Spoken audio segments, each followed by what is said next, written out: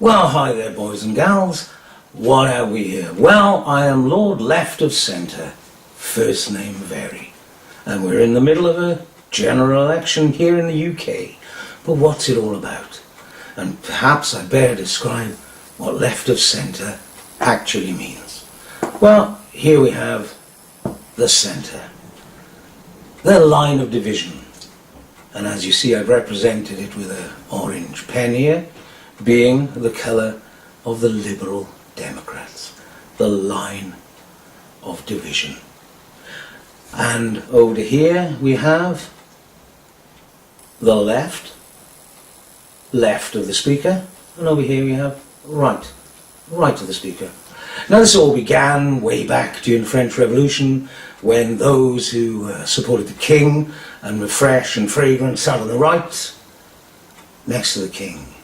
And those who were a little bit more smelly and sat near the open windows on the left, they were the revolutionaries. Now, this obviously had an impact on the British government, and they thought, well, you know, it's not a matter of where you sit, it's not left or right, we've got a set of principles, a set of ideas here that sort of encapsulate what we really are all about. And so along came a man called Burke, and he was to the right. And then there was a man called Paine, and he was to the left. Get how they sort of already are starting to say they are left, Paine, nah, no. Anyway, so Burke said, well, the matter of government is that it has to be within the laws of nature. After all, we are all made by God. The King is the closest thing to God we have on earth, and so therefore the King is at the top. Those who support the King are obviously given the right to govern. They are the ones who are the educated. They are the kids from Eton. They are Oxbridge. They know what is right, and they know their limitations. And as long as they stick to general laws of nature and the survival of the fittest, then they will be able to govern justly. And just to make sure that they do, we'll have a set of rules. A set of rules that are encapsulated in law, and therefore that's it. There is only us, no one else is allowed to vote. So as long as we are just and friendly, then whatever's happening over the shores will not come here. Unfortunately, there was a man called Paine, and he was tied up with all these revolutionaries over in France, and he said, well, you can't have that.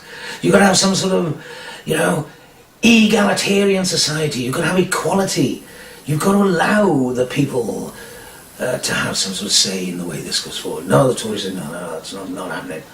Because we are the just party, we are the only correct party to rule this country. I have got eyes, by the way.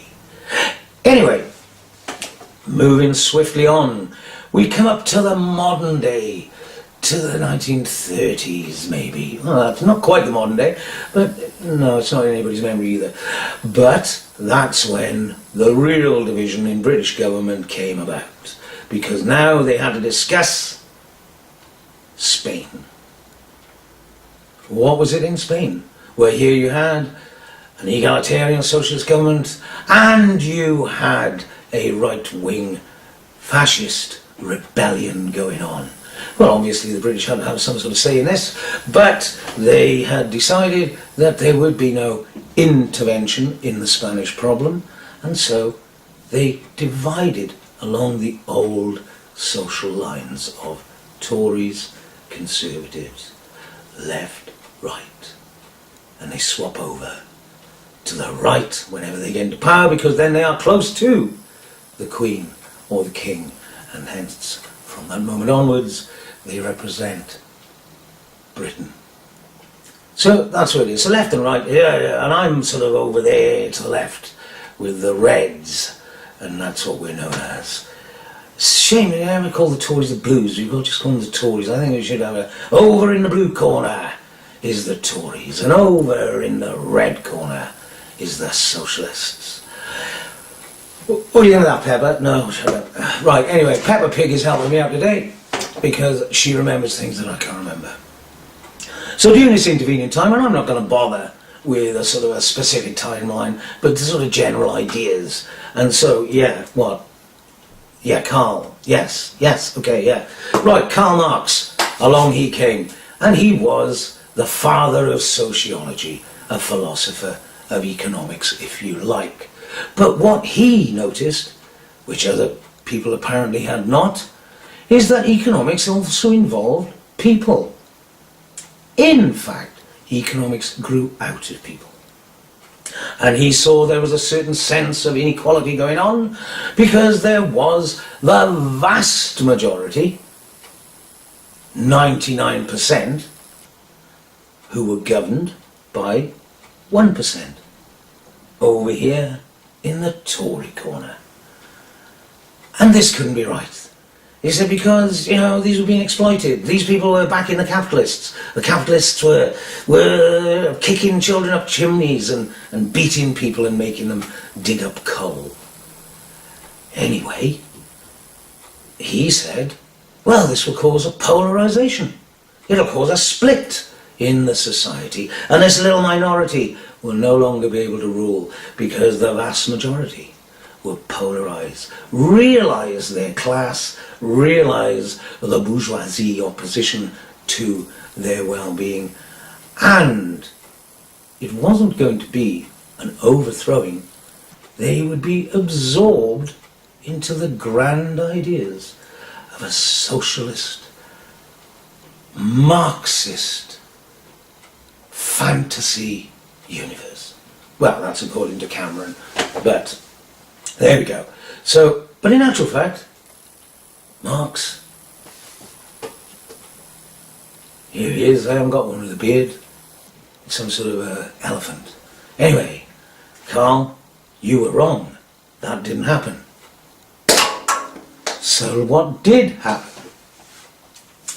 Anyway, I'm here to talk about the election. So that you know, there's the left, there's the right, there's the central line of cowardice or whatever they want to call it, and it's a main battle in this election between these two opposing forces.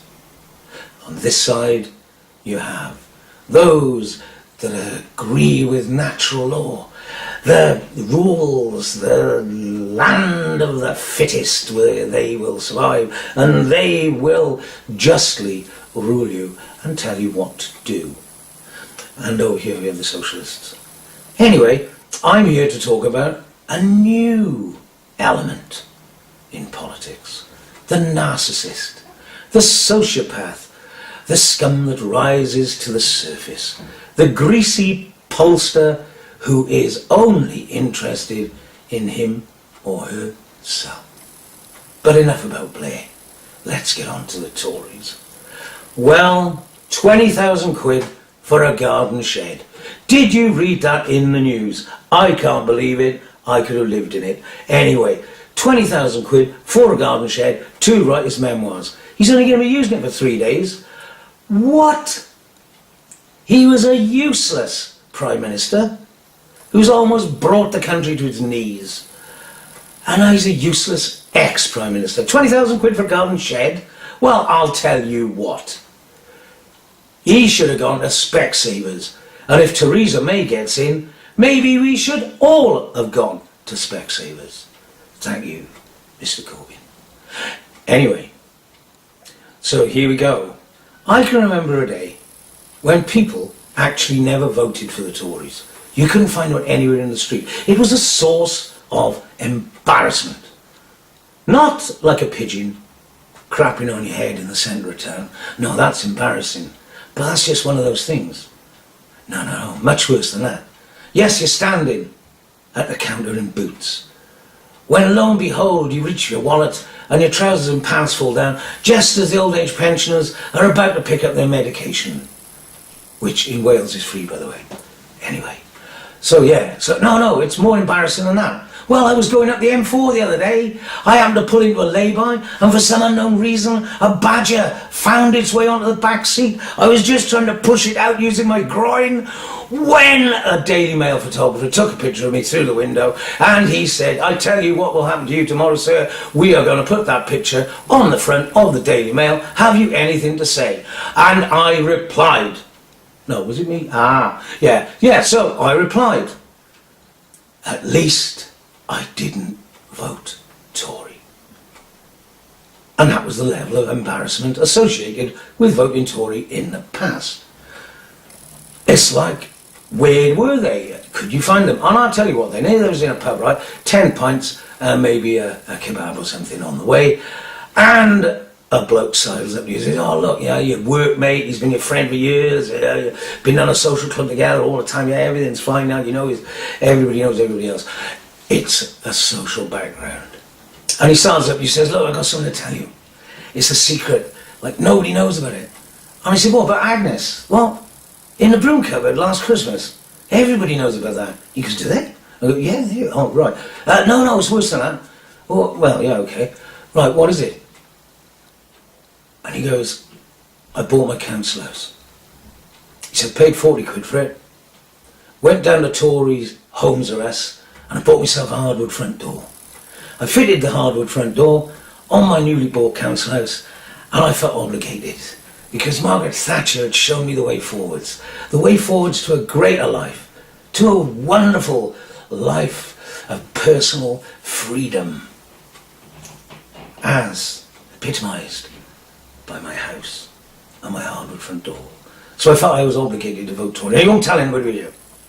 I said, what? Of course not.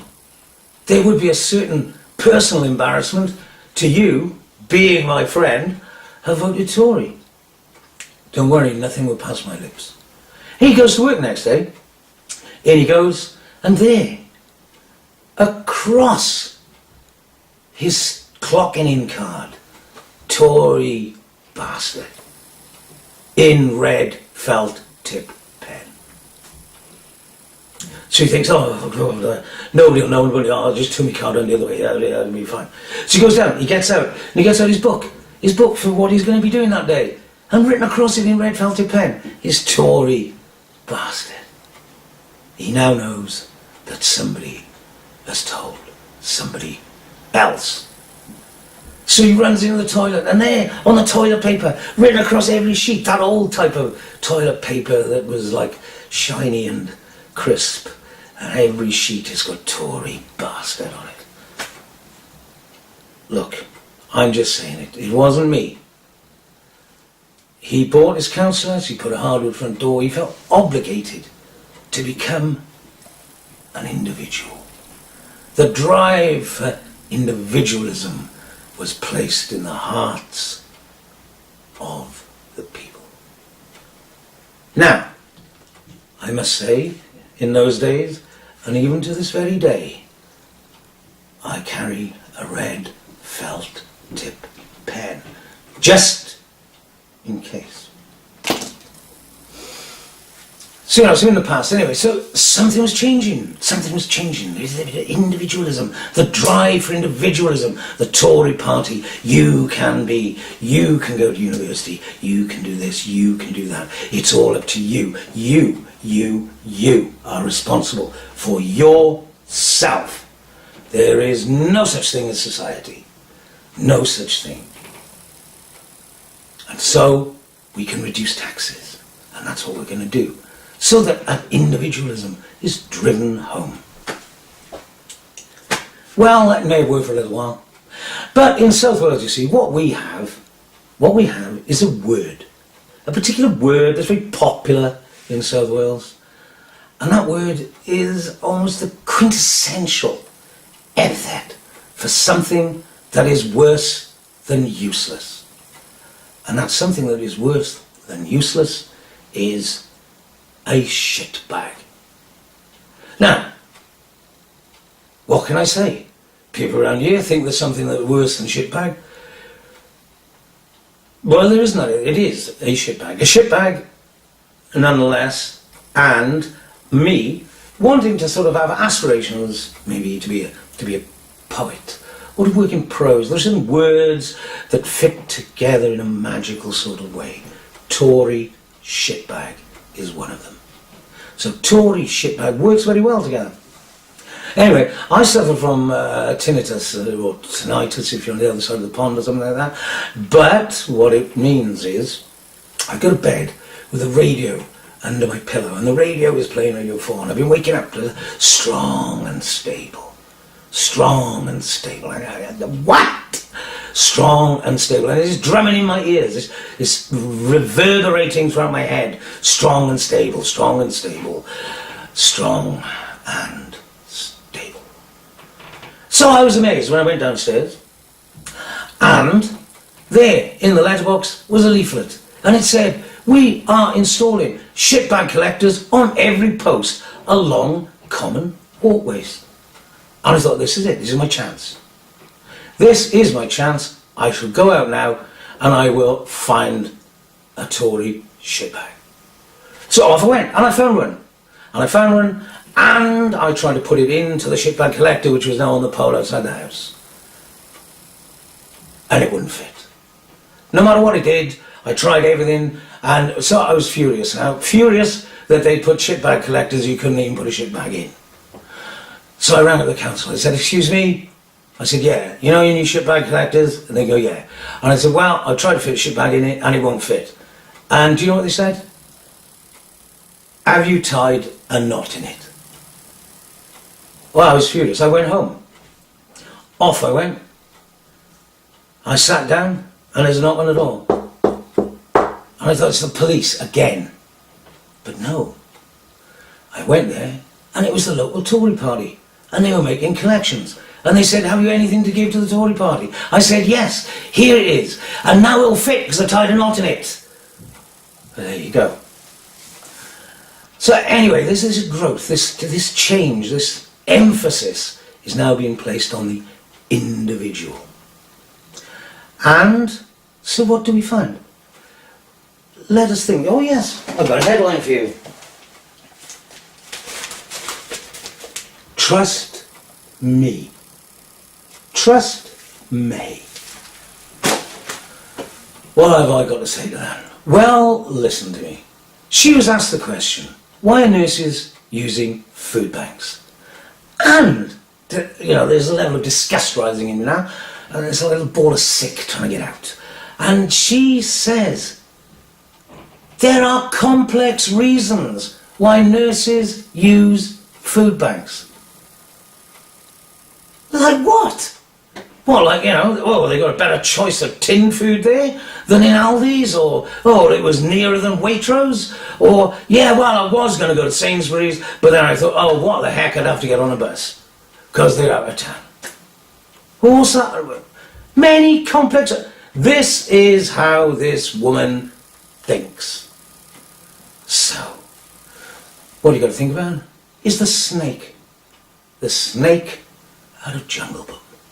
Trust in May, only May. She'll charge your kids when you've passed away.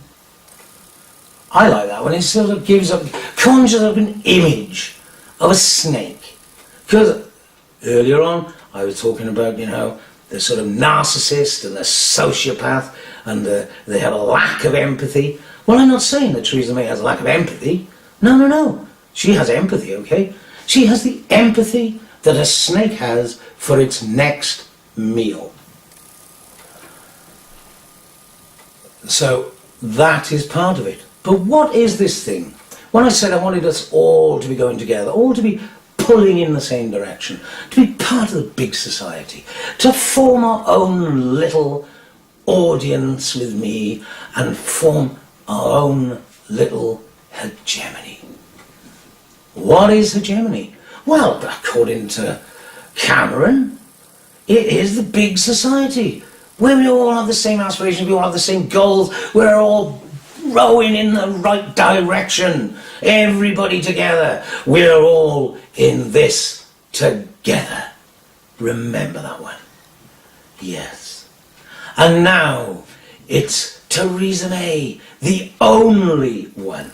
And so when everything went wrong, all of the other little minions are all saying the wrong thing. Oh no, no, no, you rich people, don't worry about you. Yeah, no, no, you won't be taxed, you'll be fine, everything's going to be fine. Oh, no, I didn't say that. We're going to set a limit. When you lose your house, when you don't lose your house, you won't lose your house, you'll have your house, but your kids will be paying for it at a later date, but you'll be dead, so it don't matter. I tell you what, that's a good one, isn't it? So you pay when you're dead. Now, think about that, because there you are, getting older, things are going wrong, and you go, oh no, I just don't want to be a burden. Well, you're not going to be a burden anymore. What you are going to be is an extremely expensive burden. But there's a way around it. You can catch the Tory big bus, because it's heading to Switzerland, and you can come back by post. And there won't be a problem. You get a ticket on the National Health. Out you go to Switzerland, you come back by Ashes, by post. And then Amazon will step in and they'll say, oh look, we've got these drones, we can drop you anywhere you like. Where do you like to be? Oh, scatter me over, Buckingham Palace. I feel a bit royal. Or maybe you can drop me over number 10 Downing Street. That happens to be quite popular at the moment, I might say. Or, and this is the most popular one of all, you can come back, be mixed into an aggregate and put into the pothole of your choice, so that every time your children go out in the car, they can say, I've just driven over Grandad again. There. Anyway, get back to hegemony. So what does hegemony mean? Well, in actual fact, it's a nasty word. It's a very bad word. It is this in a nutshell.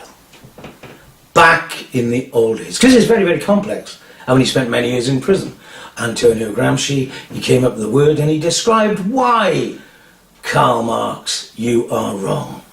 There will be no polarization of the masses into the bourgeoisie and the proletariat.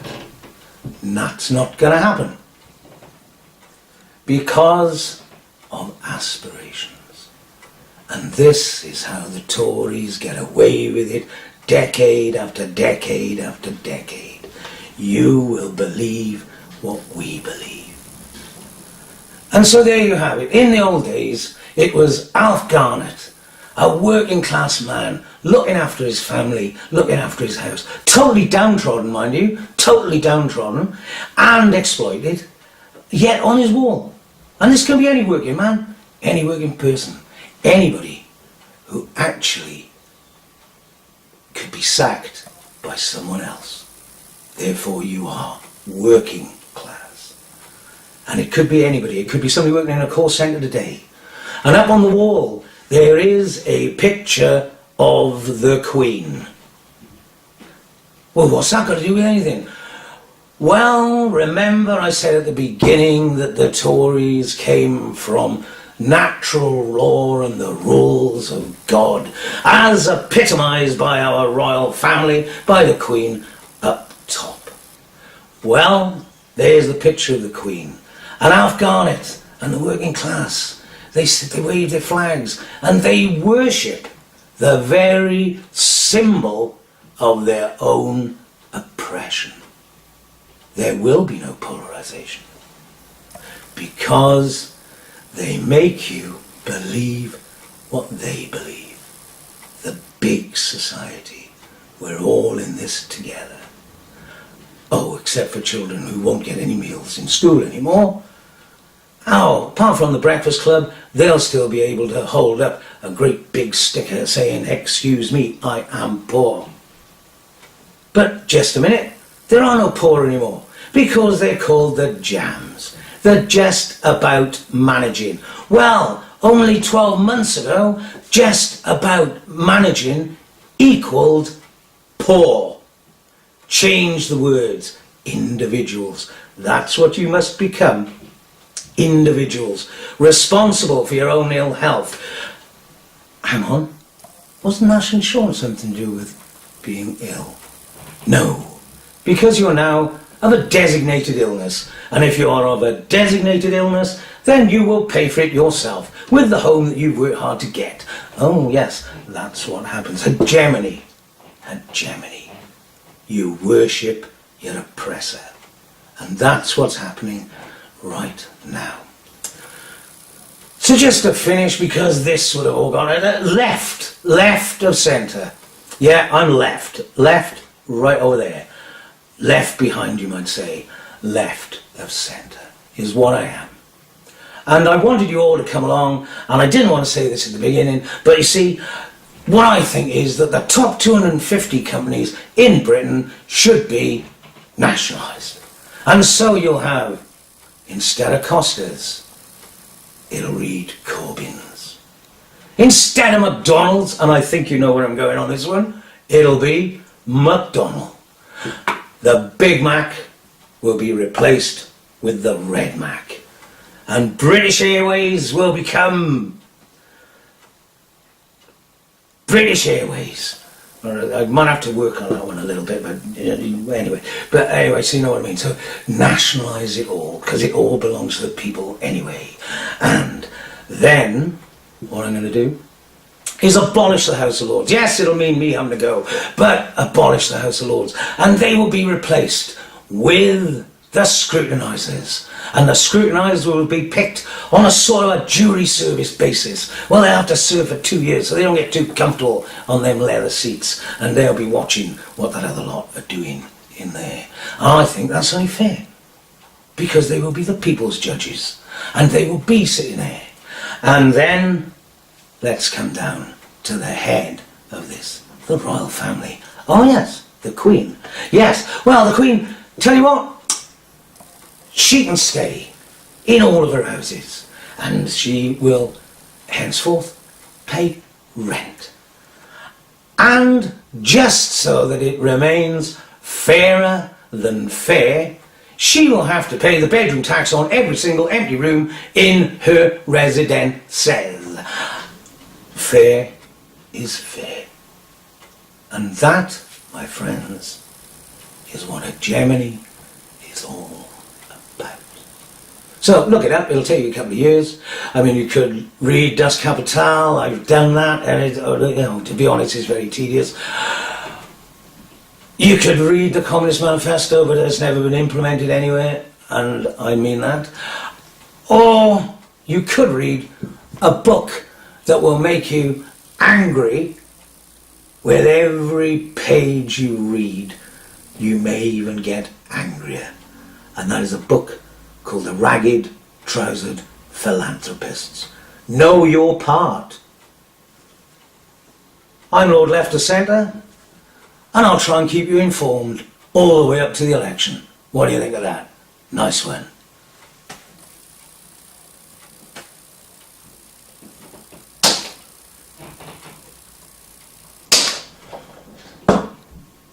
Oh yes, the red button. There's been a lot of talk about this red button lately, and we have the likes of Boris talking about preemptive strikes. You have the right wing, and Trump, who's actually not talking about preemptive strikes, he's talking just about strikes, no matter where, no matter what. I'm more worried about him having his finger over the red button than I am about anybody else. But way back, 20 years ago, 30 years ago, back in the 60s and the 70s, there was a different idea concerning the red button. It was called MAD. It kept us away from nuclear war. It was called Mutually Assured Destruction. Anybody, anywhere, who had the power to press that red button would bring around their own annihilation. It didn't matter who pressed it, everybody dies. It doesn't matter whether it's in Britain and we launch from our nuclear subs, we will be obliterated. It doesn't matter if Trump decides to nuke half the world, he will be obliterated. North Korea, they launch, they will be obliterated, and by the time the rest join in, there will be nothing left. We will be a piece of rock spinning endlessly in space, waiting for a better creature to emerge than ourselves. So the red button, forget it.